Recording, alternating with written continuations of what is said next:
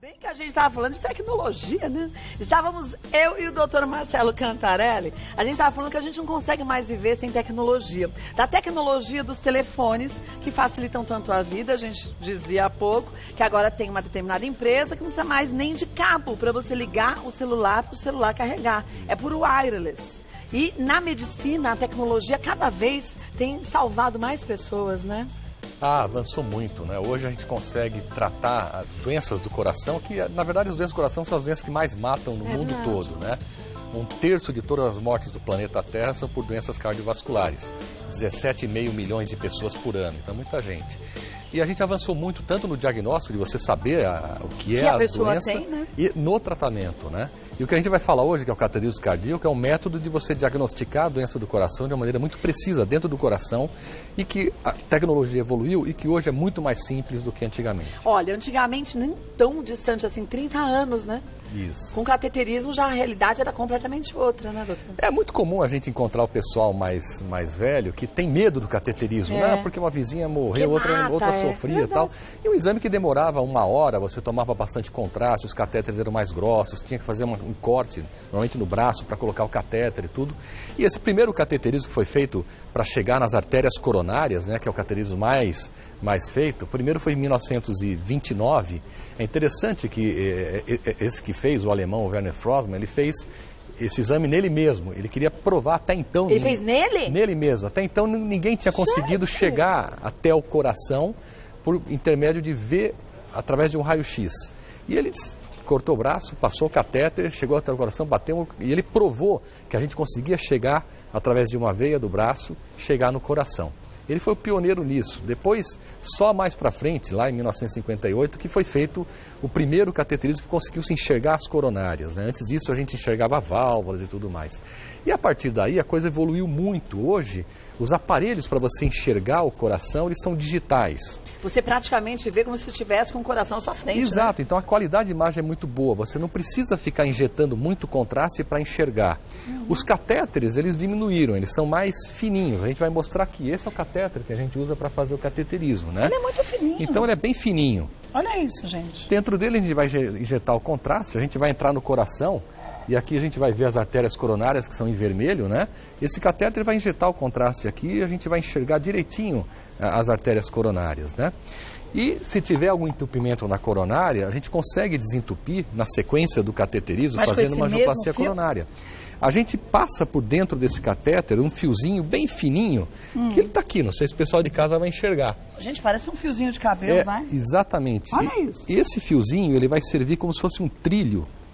E por cima dele, a gente vai passar isso aqui, que é um catéter mais fininho ainda. Puxa, e que ele tem um balãozinho na ponta. E esse aqui... Isso é legal. E esse aqui, ele já tem um stent. Isso. E a gente passa... Não sei se você em casa vai ver de tão exatamente. Fininho que é. Era engraçado que eu achava impressionante a minha avó colocar a agulha na agulha. E isso eu tenho que fazer todo dia. Tem que fazer todo dia. É por aqui, é por esse fiozinho que você vai passar e ele vai chegar até a coronária, por dentro do catéter que a gente usou para fazer o cateterismo. Isso tudo vai por dentro daquele azulzinho. Exatamente. Mas esse stent, essa molinha, vou segurar assim para o pessoal de casa ver, é aquilo que às vezes a gente ouve, que teve um apresentador de telejornal, que teve que colocar o stent, porque se não coloca o stent, depois essa artéria também vai estar mais comprometida e vai conseguir dar um problema sério, então... Isso se porque, salva, né? Exatamente. Muitas vidas, isso. Né? Pra você ter uma ideia com uma coisa muito recente, a primeira angioplastia, quer dizer, o cateterismo a gente já falou lá da década de 50, etc. A primeira angioplastia coronária foi feita na Suíça em 1977, né, por Andreas Grutzing, que inventou o balãozinho, né? O balãozinho é esse aqui, ele tem apenas o balão, que a gente depois vai insuflar, e que não tem o stent em cima. E com isso ele abria o caminho, né? Desentupia o vaso. Depois, no final da década de 80, é que desenvolveu os stents. Então, os stents, diferente do balão, na hora que você abre, que você insufla o balão, o stent abre como se fosse um bob de cabelo. E ele gruda assim na parede, né? E ele mantém a artéria aberta. Antigamente você só desentupia com aquele balãozinho, mas com o tempo ela fechava de novo, né? Exatamente. Então a angioplastia coronária evoluiu muito com os stents. E os stents, eles evoluíram muito. Se a gente vê, eles são fininhos, bastante flexíveis. Eles eram muito maiores antigamente. Eu vou liberar esse stent como se fosse uma angioplastia de verdade, tá certo? Ó. E aí ele vai tomar a forma da coronária. É um stent que tem aí, em média, 3 milímetros de diâmetro, tá certo? Por 10, 12. Esse daqui tem, acho que 15. E ele vai abrindo e soltando. Vai começar a abrir. Então, na verdade, esse stent, na hora que ele solta, ele vai se grudar na artéria. Ele pega nas laterais da artéria. Exatamente, pega na artéria e pega nas laterais. A partir daí, o que aconteceu foi uma revolução. Né? A partir da primeira angioplastia, uma revolução, porque antigamente o único tratamento dos entupimentos nas coronárias era a cirurgia, era colocar a ponte de safena. Você tinha que abrir o peito, colocar... Isso, uma cirurgia grande e tudo mais. Hoje, a cirurgia está reservada para aqueles casos em que você tem muita artéria entupida, um comprometimento mais difuso, em locais onde você não consegue tratar adequadamente com stent. Então, são casos mais complexos. E aí a cirurgia ainda é utilizada. Mas para a minoria, né? Hoje é a minoria dos casos, porque na maioria das vezes você consegue desentupir com a angioplastia. Então, o cateterismo é um exame diagnóstico, onde você vai ver onde tem os entupimentos das coronárias. Tendo entupimento, você passa a fazer um procedimento terapêutico ou de tratamento, que pode ser na sequência do cateterismo, se for numa urgência, por exemplo, ou pode ser num outro momento, eletivamente. É muito importante a gente falar da angioplastia primária, que é a angioplastia que a gente faz no infarto agudo, que é a maior emergência que tem. Quer dizer, a pessoa chega no hospital, infarto, hoje o tratamento mais correto, chega no hospital, identifica o infarto, vai para a sala de hemodinâmica, que é onde faz o cateterismo, identifica onde está o entupimento e abre através da angioplastia. Com isso, a gente consegue reduzir muito a morte por infarto. Então, hoje, setembro, quer dizer, mês de setembro, mês do coração, a gente tem uma campanha chamada Coração Alerta, que é para reduzir as mortes por infarto. E a gente reduz as mortes por infarto ensinando as pessoas sinais e sintomas de infarto e a importância de chegar rapidamente ao hospital. Porque esse tempo... Exato. É muito importante. Quanto mais tempo passa, menores são as minhas chances de conseguir sobreviver sem nenhum comprometimento, né? Exatamente, porque a artéria está entupida, ela deixou de levar sangue para aquele músculo do coração. Quanto mais tempo ela ficar entupida, esse músculo vai sofrer e vai até morrer. Ele pode necrosar naquela parte, necrosar, né? Exatamente. Então, o tempo ótimo é até 3 horas do início da dor no peito. E dizem que é uma dor que você sabe que não é não são gases, não é um apertinho, é uma dor forte e intensa, né? Normalmente a dor é forte, em aperto ou queimação no meio do peito, ela pode ficar na boca do estômago, ou ela pode correr para o braço esquerdo, ou ser uma dor nas costas, ou correr para o pescoço, mandíbula, mas sempre uma dor constritiva, uma dor em aperto, uma dor que incomoda, em queimação ou aperto. E alguns sintomas podem vir junto. Um suor frio, inexplicável, um enjoo, vontade de vomitar, às vezes um cansaço, às vezes uma fadiga, às vezes uma falta de ar, às vezes a pessoa desmaia ou sente uma tontura. Então, esses sintomas todos, a gente tem que ficar muito atento. Principalmente assim, olha, é uma dor, mas é uma dor diferente, o meu estômago não dói assim. Nunca senti, né? Nunca senti. Então, aí é a hora de você procurar atendimento, porque se for do coração, você vai receber o atendimento no momento certo. E se não for, você volta para casa, mas volta tranquilo. Verdade. Bom, volta para a gente falar dos nossos mitos e verdades. Hoje estamos falando sobre cateterismo. Vamos dar uma olhadinha nos mitos e verdades? A inserção do catéter só pode ser feita pelo braço. Isso é um mito, porque hoje, né? Na verdade, a gente insere por outras artérias. Artéria femoral, então pela virilha, ou pela artéria radial. Então esse é o introdutor, onde a gente está começando a fazer o cateterismo, né? A gente pode introduzir na artéria do pulso aqui. No pulso. E fazer o cateterismo por aqui. Mais fácil, né? Mais fácil para a pessoa, não vai tem menos complicação, sai andando, alta mais precoce, enfim. Então hoje você não precisa cortar e você tem essas possibilidades de acessos diferentes. Muito bom. Vamos ver mais um? É necessária monitorização cardíaca durante todo o exame? Sim, na verdade a monitorização faz parte do procedimento. Durante o cateterismo a gente mede as pressões dentro do coração, dentro das cavidades, então faz parte do diagnóstico você monitorar. E também você monitora o ritmo cardíaco, se vai aparecer arritmias, o que acontece com a frequência, com a pressão arterial, que pode baixar, subir. Então é segurança que você tenha a monitorização, isso é obrigatório. Não é que se faz a monitorização para a pessoa, se tiver algum problema, conseguir salvar. Não, ela faz parte do procedimento. Isso aqui que já é o que assusta muita gente, né? Porque a pessoa muitas vezes não sabe que faz parte do procedimento e aí pode achar que tem uma complicação e não é nada disso. Exatamente. Vamos ver mais uma. Apenas adultos podem fazer o cateterismo.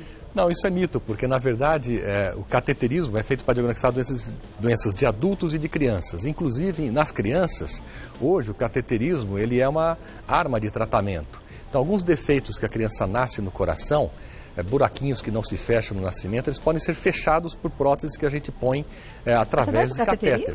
Sim. Que legal. Então, isso é muito importante porque a cardiopatia congênita, que é muito prevalente no nosso país, e que antigamente crianças só tratavam isso por cirurgia, muitas delas a gente consegue tratar através dos procedimentos terapêuticos por catéter. Então, fechamentos dessas portinhas que não se fecharam, aberturas de canais, enfim, tudo isso pode ser feito e a gente tira muitas das crianças das filas de cirurgia. E a cirurgia fica reservada para aqueles casos mais complexos. Mais severos, né? Exatamente. Vamos ver mais uma. O cateterismo pode oferecer riscos. Sim, mas o risco é muito pequeno. Na verdade, o maior risco é você não fazer o exame, né? Não diagnosticar e não tratar a doença, por exemplo. Tem a indicação do Exatamente. exame. Tanto que é muito engraçado que há muitos anos atrás, um paciente com infarto era contraindicado fazer o cateterismo. Imagina, você vai mexer no coração e está infartado. Né? Hoje é o principal tratamento, então as coisas evoluem. O risco do cateterismo é muito pequeno. Qual a chance de morrer num cateterismo? É menor do que 1 em 1000, é muito raro. E a complicação normalmente acontece não dependente do procedimento, mas às vezes a pessoa tem uma doença grave no coração e não sabe. Não foi o cateterismo. E isso aumenta o risco do procedimento, exatamente. Bom, mal comparando, há uns 15 anos atrás, 20 anos atrás, falava de cirurgia de varizes, as pessoas falavam, mas pode morrer na cirurgia de varizes. E a gente vê que hoje em dia a história é bem outra, as anestesias são outras, então a medicina evolui demais. Por isso que aquela confiança que eu sempre falo que a gente tem que ter no médico é justamente para a gente ficar tranquilo. Porque muitas vezes a gente não tem noção do avanço da medicina tão rápido de um ano para o outro que modifica totalmente uma história, Não, né? e é importante saber também quem faz o cateterismo. Quer dizer, o médico para fazer o cateterismo, ele estudou 12 anos. Então é muita coisa, são né? 6 anos de faculdade, mais 2 anos de clínica geral, 2 anos de cardiologia e 2 anos de cardiologia intervencionista hemodinâmica. Então, para você chegar lá, quer dizer, fazer, são coisas milimétricas, né, que a gente vê, mexer dentro do coração, você tem que estar bem treinado. E isso, na verdade, é um atestado de segurança, né? A gente tem a nossa Sociedade Brasileira de Hemodinâmica e Cardiologia Intervencionista, o nosso site, e você tem lá os médicos certificados e tudo, quer dizer, legal. Então isso garante uma segurança para a população. Vamos ver mais um, mito ou verdade? Não é necessário ficar internado após o exame. Isso é verdade. O cateterismo você faz, se você fizer pela via radial, em 2, 3 horas você está indo para casa. Pela via femoral é o tempo de ficar deitadinho lá, em 4, 5 horas, aí você está indo para casa. Se você faz um procedimento terapêutico, um desses tratamentos, né, a angioplastia coronária, por exemplo, aí fica internado normalmente de um dia para o outro, no dia seguinte vai embora, se tiver tudo certo. É muito pouco. E a pessoa já volta à atividade. Isso é muito importante, porque antigamente, numa cirurgia, a pessoa ficava um mês sem trabalhar. E os riscos de Exato. Né? Hoje, contaminação. Nos casos em que é possível se tratar por angioplastia, a pessoa volta a trabalhar 3 dias depois, então, dependendo do caso. Então, isso você devolve a pessoa para a sociedade sem nenhum estigma, sem nenhum corte e tudo mais. E para a economia do país também é importante que as pessoas trabalhem. E outra, né? Se salva um número muito maior de vidas, né? Sem dúvida, sem dúvida. Porque a quantidade de pessoas que ainda morrem por problemas cardíacos continua sendo muito grande. Então é bom a gente falar sobre, principalmente, esses mitos todos que geram aí dúvidas, porque aí muitas vezes a pessoa, embora tenha até a indicação do médico, não vai fazer o exame e vem a óbito justamente porque o desleixo tomou conta, né? O medo. Isso é verdade. Quer dizer, eu acho que hoje a pessoa morre muito mais do desconhecimento, tá certo? Do que até da própria doença. Porque a pessoa que faz o diagnóstico correto e faz o tratamento, isso para todas as áreas, né? Isso para a área cardiovascular, para a área do câncer, por exemplo, se você vai e procura o tratamento, a tua chance de se curar é muito grande.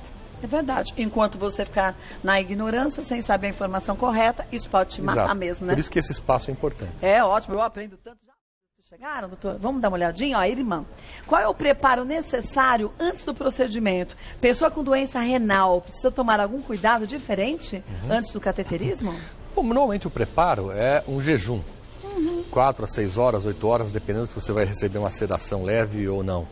Além do jejum, alguns grupos precisam de um preparo especial. Então, quem tem alergia, por exemplo, a iodo, ao contraste iodado, precisa receber um medicamento antialérgico antes de fazer o procedimento. Tá. E as pessoas que têm algum problema renal, a insuficiência renal, o contraste iodado, ele pode piorar a insuficiência renal, principalmente se a pessoa estiver desidratada, por exemplo, ou tiver já um grau de lesão renal um pouco mais avançado. Então, nesses casos, o preparo é você fazer uma hidratação.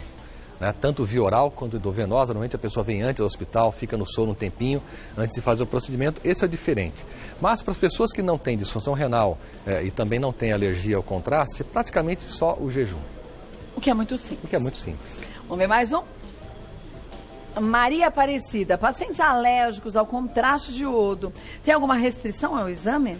É aquilo que a gente comentou, se você é alérgico e sabe que é alérgico, comunica, você vai receber uma medicação antialérgica que vai evitar que você tenha uma reação alérgica ao contraste durante o exame. Que normalmente são reações que podem ser leves, tá certo? Como coceira e tudo mais, vômitos, mas pode ser uma reação grave. Sim, então, depende, né? É importante a informação e é importante fazer o preparo. Agora, e se a pessoa não sabe que tem alergia? É feito um teste antes? Não, normalmente se a pessoa não sabe, faz o procedimento e inicia, normalmente a reação alérgica que se inicia é muito leve e você trata na hora, com antialérgico endovenoso na hora e resolve. Aí a pessoa já fica sabendo que tem alergia, então no próximo procedimento que ela fizer, quer seja cateterismo, uma tomografia, quer dizer, qualquer procedimento médico contraste, né? Aí ela tem que avisar, olha, doutor, eu fiz um procedimento, ou tomografia, ou raio-x, enfim, tomei contraste, fiquei empipocada, tal, então é bom avisar, para você receber o preparo e ter mais segurança. Mas se a pessoa não sabe na hora, então, caso tenha uma alergia, já vai receber o medicamento na hora e pronto. Na hora e resolve. Muito bom. Vamos ver mais uma. Ângela, meu marido fez um cateterismo na segunda, que mostrou que ele tem 2 lesões graves no coração. O médico nos disse que terá que ser feita a cirurgia de ponte de safena, mas que devemos esperar 7 dias para a eliminação do iodo inserido durante o cateterismo. Por que isso é necessário? Ele está correndo risco? Na verdade, a eliminação do contraste, ele ocorre em até 48 horas. Nas pessoas que têm algum grau de disfunção renal, essa eliminação ela pode demorar um pouquinho mais e a alteração da função renal pode aparecer em até 5 dias. Então, talvez seja o caso dele de uma segurança a mais. Normalmente, por conta do cateterismo, você não precisaria ter essa espera numa pessoa que tem uma função renal normal. A outra coisa é o preparo para a cirurgia. Talvez ele tenha que fazer algum preparo em relação à medicação específica e tudo mais. Mas, normalmente, o fato de você fazer um cateterismo, fazer o diagnóstico, é uma lesão grave, o tratamento, quer seja angioplastia, quer seja cirurgia, não precisa esperar tanto tempo para fazer.